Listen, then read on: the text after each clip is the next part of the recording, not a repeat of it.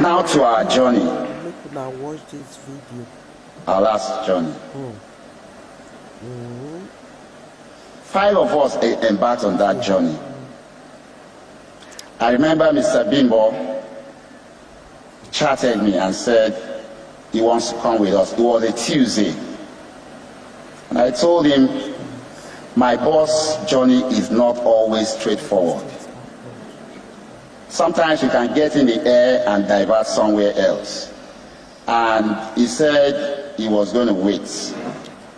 I said he was still going to Abuja that day, and maybe we'll be leaving later in the midnight, and he said he was going to wait.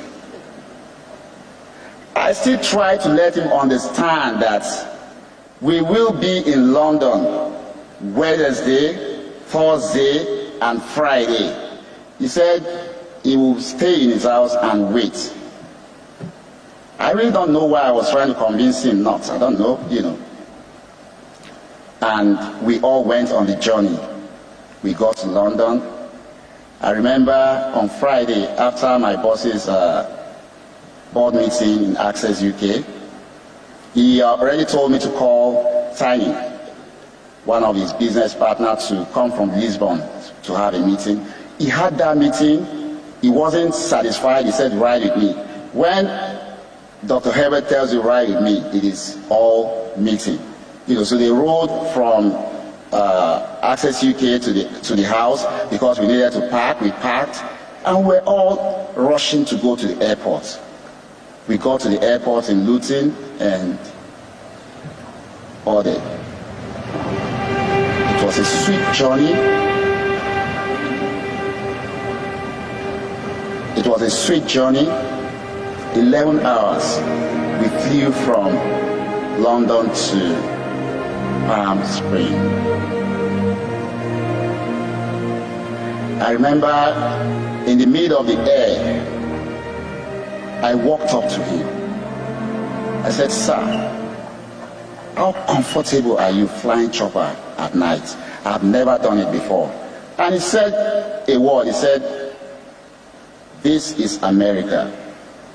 They have navigation system for flying chopper at night. And I went back to my seat. And we landed. Everybody was filled with joy that we're finally almost there. Sat, waited to be cleared by immigration, and we came out. So coming out, we had 2 vans waiting. One was to take us to go board the chopper. The other was to take our luggage because they cannot go on the chopper. Throughout my year of working with him, I've always told myself that flying that way is not a luxury for me. I am on duty. And as they were loading the luggages, and this thought started playing in my mind that, okay, you will fly chopper, 1 hour you're there. The next 3.5 hours, the luggages are not going to come. Will I go to bed? No. I still have to sit down and wait for those luggages to come. And I'm like, so why not just go with the luggages and get there and deliver to him and others in the room? Like I said, I always reason in the line of duty. And I walked up to him. I said, sir, I think it's safer and will be secure for me to just ride and bring the luggage to you. He said, brilliant idea. Sorry, guys. Just And I said, safe flight. Since 2019, I cannot count 1 or 2 places or flights that is being in that I'm not in it. We are always together.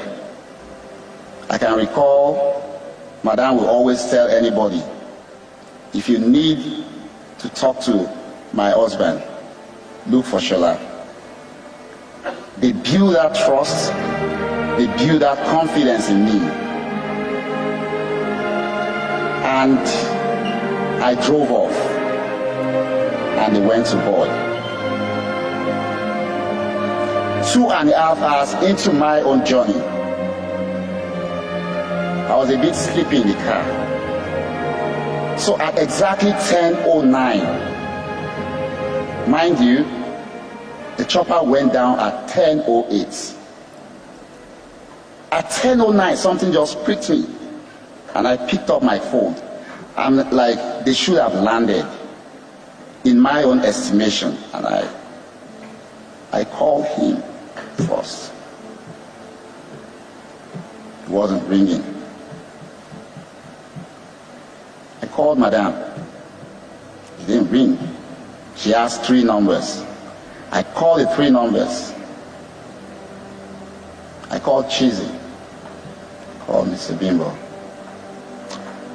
So I started sweating in the car. I was afraid. I was still on the road going to Vegas, and